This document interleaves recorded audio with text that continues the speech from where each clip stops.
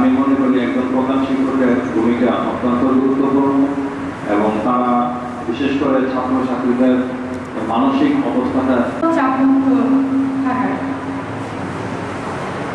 আত্মহত্যা আমি যেটুকু শুনলাম জানলাম যে আত্মহত্যা প্রতিরোধমূলক একটা প্রোগ্রাম ছেলেমেয়েরা আত্মহত্যাটাকে মানে সলিউশন হিসেবে বেছে নেয়।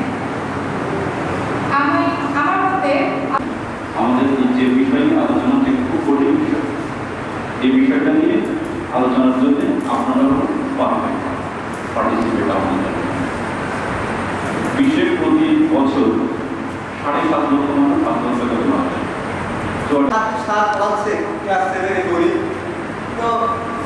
আসলে বসে বসে ভাবতেছিলাম যে আজকে এই মানে সম্মেলন পক্ষে যারা অবস্থান যদি কমিউনিকেট করেন, কারণ আপনার বিদ্যালয়ে কমপক্ষে 700-800 ছাত্রছাত্রী আছে।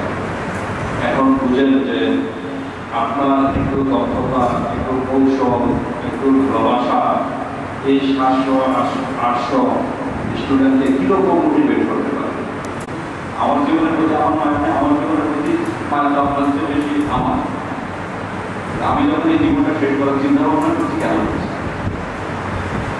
এখান থেকে প্রত্যেকটা জিনিসের পার্সপেক্টিভ আছে, একটা জিনিসগুলো বিভিন্ন দিক থেকে দেখা যায়। আমাদের জগৎটাতে আমাদের যে গভীরমতি করতে থাকে বলতে যে পার্সোনালিটি ব্যাপার চুয়াডাঙ্গা জেলার জন্য আসলে কী সামঞ্জস্য হতে পারে।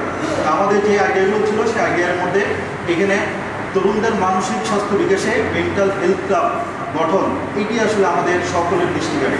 সেই লক্ষ্যে আমরা এই আইডিয়া প্রতিযোগিতার মধ্যে সকলেই একমত পোষণ করি এবং এটিকে এই জেলার নাম্বার 1 আইডিয়া হিসেবে আমাদের মিনিস্ট্রিতে প্রেরণ করি। এবং কেন আপনাদেরকে এখানে ডেকে আসা হয়েছে, আপনি একটু খেয়াল করে দেখবেন যে জুলাই শহীদ তরুণদের মানসিক স্বাস্থ্য, সুস্থতা ও চাপমুক্ত শিক্ষা নিশ্চিত করবে। এই চাপমুক্ত শিক্ষাটা আসলে আমরা কোথা থেকে পাই? শিক্ষা আমরা 2 জায়গা থেকে পাই। একটা হচ্ছে পরিবার থেকে, আর একটা হচ্ছে শিক্ষা প্রতিষ্ঠান থেকে। এই পরিবার যেটা দেয়, পরিবার ব্যাপক অর্থ হতে পারে। এটা পরিবার, সেটা সমাজ হতে পারে, সেটা ওই এলাকার সামগ্রিক জনগোষ্ঠী হতে পারে। কিন্তু আমরা পরিবার থেকে যে শিক্ষাটা পাই, সেই শিক্ষাটা আমরা আসলে নৈতিক শিক্ষার সাথে আমাদের সীমাবদ্ধ পাই।